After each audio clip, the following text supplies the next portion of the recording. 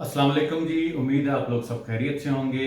आप मेरा देख रहे हैं यूट्यूब चैनल और उस सिलसिले की कड़ी में हम पढ़ रहे हैं सप्लाई चेन मैनेजमेंट। और सप्लाई चेन मैनेजमेंट में आज हमारा टॉपिक है supply chain performance achieving strategic fit and scope.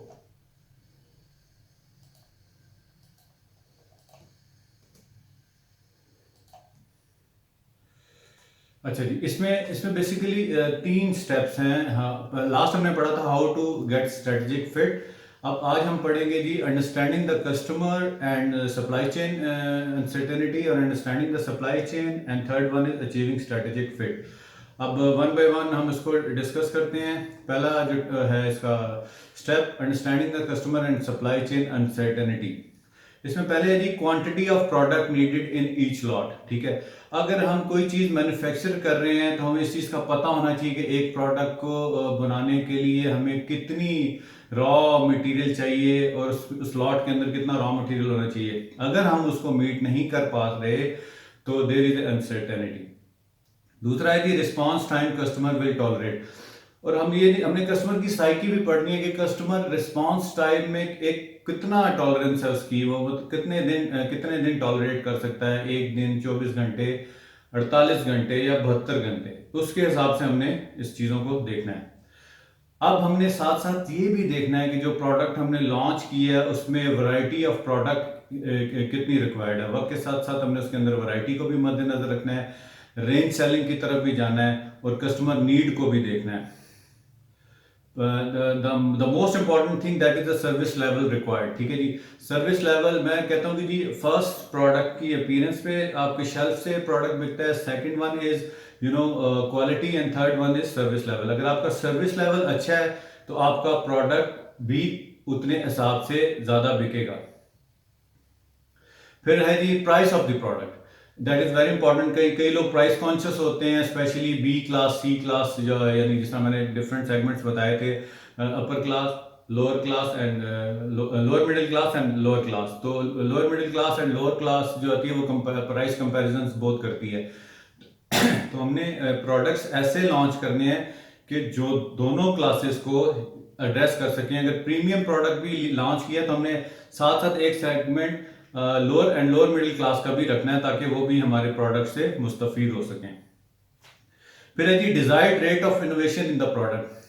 अब वक्त के साथ साथ ना लोग, आपने बड़ी बड़ी मल्टीनेशनल कंपनीज को भी देखा होगा, जिस तरह लीवर ब्रदर है या प्रॉक्टर एंड गैम्बल है, वो भी अपने प्रोडक्ट को साथ साथ उसमें तब्दीलियां लाते रहते हैं वक्त के साथ साथ। अगर वो नहीं लाएंगे तो अब एक ह्यूमन साइकी है कि इंसान एक ही प्रोडक्ट की लेबलिंग, उसकी कलर स्कीम या उसकी चीजें देखते हुए बोर हो जाता है। तो इन चीजों को भी नजर रखते हुए आपने चीजों, ये भी अनसर्टेन चीजें हैं, इनको आपने एड्रेस करना होता है। तो इसकी आपका स्ट्रेटेजिक फिट तभी बनता है कि जब आपकी कंपेटिटिव स्ट्रेटेजीज और सप्लाई चेन स्ट्रेटेजीज अलाइंड है, जो कि हम पहले भी डिस्कस कर चुके हैं। अब है जी इसमें हम आगे डिस्कस करेंगे कि what is demand uncertainty. Demand uncertainty is uncertainty of customer demand for a product. किसी भी प्रोडक्ट की डिमांड अनसर्टेनिटी हो सकती है। बाज दफा सप्लाई और डिमांड का जो रिलेशन है वो डिसबैलेंस हो जाता है, जिसकी वजह से मार्केट में डिमांड ज्यादा होती है, पीछे सप्लाई चेन वीक होती है। बाज दफा सीजनल इम्पैक्ट होता है कि फर्ज करें अगर सर्दी का सीजन है, आप किसी मंथ में उसको फोरकास्ट करते हैं कि यहाँ तक चलेगा, लेकिन ये तो कुदरत की तरफ से है। बाज दफा वो प्रोलॉन्ग हो जाता है। इसी तरह गर्मियों का सीजन है, बाज दफा वो प्रोलॉन्ग हो जाता है, तो आप इसमें अनसर्टन रहते हैं। और उसको आपने एक प्रोजेक्शन, एक उसकी अंदर एक पोर्शन रखा होता है to discuss with the supply chain and marketing people कि हमने अगर फर्ज करें इस किस्म की डिमांड अनसर्टेनिटी आती है तो हमने उसको किस तरह हैंडल करना है। उसके बाद है जी इम्प्लाइड डिमांड अनसर्टेनिटी, ये सप्लाई चेन एंड पे होती है। अब जो डिमांड अनसर्टेनिटी है ये कस्टमर एंड पे होती है और इम्प्लाइड डिमांड अनसर्टेनिटी ये सप्लाई चेन एंड पे होती है। इसको हम डिस्कस करते हैं। Resulting uncertainty for the supply chain given the portion of the demand the supply chain must handle and attributes the customer desire. अब पीछे हमने जितने भी फैक्टर पढ़े हैं, हमारी सप्लाई चेन इतनी स्ट्रांग होनी चाहिए कि उन सारे फैक्टर्स को एड्रेस करते हुए हम इस सप्लाई चेन में इतनी कैपेसिटी और कैपेबिलिटी होनी चाहिए कि उस अनसर्टेनिटी को मीट करते हुए अपना फ्लो जो है सप्लाई चेन का वो टूटने ना पाए। अब इसमें बुक में जो मिसाल दी हुई है वो कैटरपिलर की दी हुई है और डेल की दी हुई है।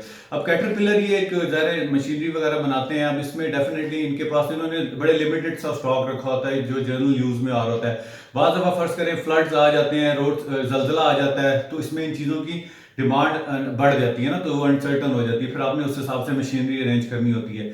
अब डेल भी जो है, डेल की भी डिमांड अनसर्टन है क्योंकि उसमें कस्टमर वक्त के साथ साथ जिस तरह मॉडर्नाइजेशन होती जा रही है, अब कंप्यूटर स्पेक्स जो है ना हायर लेवल पे रिक्वायर्ड है, तो उसको भी आपने मीट करना होता है। तो ये दो एग्जांपल्स बुक में कोट हुई हैं। अब जी लास्ट है, आज हम इसका चार्ट डिस्कस करेंगे, customer need and implied demand uncertainty. अब इसमें देखें लेफ्ट साइड पे आपको कस्टमर नीड नजर आ रही है और राइट साइड पे आपके जो कॉजेज हैं इम्प्लाइड डिमांड अनसर्टेनिटी के वो नजर आ रहे हैं। अब फर्स्ट इसका जो टॉपिक पॉइंट हम डिस्कस करते हैं, range of quantity required increase. अगर ये केस होता है तो आपकी डिमांड अनसर्टेनिटी में क्या रिएक्ट करती है? डिमांड अनसर्टेनिटी बढ़ेगी, increase, because a wide range of the quantity required implies greater variance in demand. ठीक है, आपको उसमें क्वांटिटी जब रिक्वायर्ड होगी तो आपकी अनसर्टेनिटी भी बढ़ेगी। Lead time decrease. अगर कस्टमर कहता है कि फर्स्ट करें उसको 48 आवर्स में प्रोडक्ट चाहिए, वो कहते हैं नहीं जी मुझे 24 घंटे में चाहिए, अब मेरी नीड अर्जेंट है, तो इसके सिलसिले में भी आपकी इंप्लाइड डिमांड अनसर्टेनिटी बढ़ेगी, increase, because there is less time in which to react order. ठीक है, और आपको उसको मीट करना पड़ेगा। Third one is variety of products required increases. अगर आप प्रोडक्ट बढ़ाते हैं, उसमें वैरायटी लाते हैं, यू डोंट नो कौन सा प्रोडक्ट क्लिक करेगा कौन सा नहीं क्लिक करेगा, आप अपनी सप्लाई चेन के साथ इंटैक्ट रहेंगे। अगर फर्ज करें किसी प्रोडक्ट की डिमांड कम आ रही है तो अपने सप्लाई चेन के साथ रब्ता रखते हुए उसकी प्रोडक्शन और उसकी मैन्युफैक्चरिंग को स्लोअर लेवल पे लेके जाना है। और इसमें क्या होगा, इसमें भी इंक्रीज, बिकॉज डिमांड पर प्रोडक्ट बिकम्स मोर डिसएग्रीगेट। आप उसकी प्रोजेक्शन नहीं कर सकते जब तक वो वक्त के साथ साथ प्रोडक्ट मैच्योर नहीं होता। Fourth one is number of channels through which product may be acquired increase because the total customer demand is not disaggregate over more channels. अब देखिए दो तरह के, एक डायरेक्ट सेलिंग चैनल होते हैं और एक इनडायरेक्ट सेलिंग चैनल होते हैं। डायरेक्ट सेलिंग में आप डायरेक्ट कस्टमर्स के साथ डील कर रहे होते हैं और इनडायरेक्ट चैनल्स में आप दूसरे चैनल्स कर रहे हैं, जिसमें कन्वेंशनल सेलिंग होती है, जो कन्वीनियंस स्टोर होते हैं उसमें लोग जाकर जो रिटेल आउटलेट्स होती हैं उधर से आप कस्टमर्स को हैंडल कर रहे होते हैं, और कुछ ऑनलाइन आप चीजें बेच रहे होते हैं, और कुछ IMTs और LMTs पे, इंटरनेशनल मॉडर्न ट्रेड और लोकल मॉडर्न ट्रेड पे भी चीजों को बेच रहे होते हैं। चारों डिफरेंट चैनल्स हैं जिसके जरिए आपने कस्टमर को एंगेज किया होता है। तो इन चारों चैनल्स की साइकी और बिहेवियर डिफरेंट होता है, तो इसकी वजह से आपकी जो है ना इंप्लाइड डिमांड अनसर्टेनिटी वो भी डिफरेंट होगी। Rate of innovation increase. जिस तरह अभी मैंने बताया कि जी कस्टमर जो है ना एक ही प्रोडक्ट देख देख के बोर हो जाता है, वो इनोवेशन रिक्वायर्ड होती है कि जी वो मुझे इनोवेशन चाहिए, प्रोडक्ट के अंदर जिद्दत चाहिए, नई फीचर्स चाहिए, नए टेस्ट चाहिए, नई कलर स्कीम्स चाहिए, पैकेजिंग।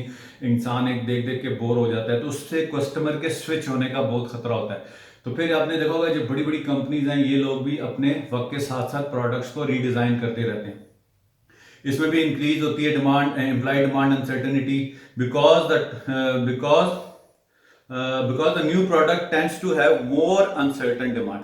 अब जरूरी नहीं कि अगर आपने पैकेजिंग चेंज की है या उसकी रेसिपी चेंज की है या इंग्रेडिएंट्स चेंज की है तो वो क्लिक कर दें, वो बाउंस बैक भी हो सकते हैं। कई कस्टमर होते हैं जो पुराने प्रोडक्ट का इमेज एक जेन में बिठा के बैठे होते हैं, उसके साथ लॉयल होते हैं, लेकिन आपने वो इस पर रिसर्च करके ही ये बहुत ट्रिकी डिसीजन है, इसको लेना पड़ता है। फिर है जी रिक्वायर्ड सर्विस लेवल इंक्रीज। आपका जो सर्विस लेवल है दैट इज वेरी इंपॉर्टेंट। अगर आप उसको बढ़ाएंगे तो डेफिनेटली इसमें इंक्रीज होने की वजह से जब आपका डिमांड अनसर्टेनिटी कम होगी, लेकिन अगर इसका लेवल अगर लोअर साइड पे होगा तो आपकी increase, because the firm now has to handle unusual surges in demand. ठीक है जी, अगर आपका सर्विस लेवल इंक्रीज करेगा तो उसमें अगर आप भाग दौड़ करेंगे और डिफरेंट चैनल्स को ऑप्ट करेंगे, आप में हिट एंड ट्रायल वाली बात होगी, कुछ चैनल सक्सेसफुल होंगे और कुछ सक्सेसफुल नहीं होंगे, तो आपने इन चीज़ों को देखते हुए डिसीजन करना है।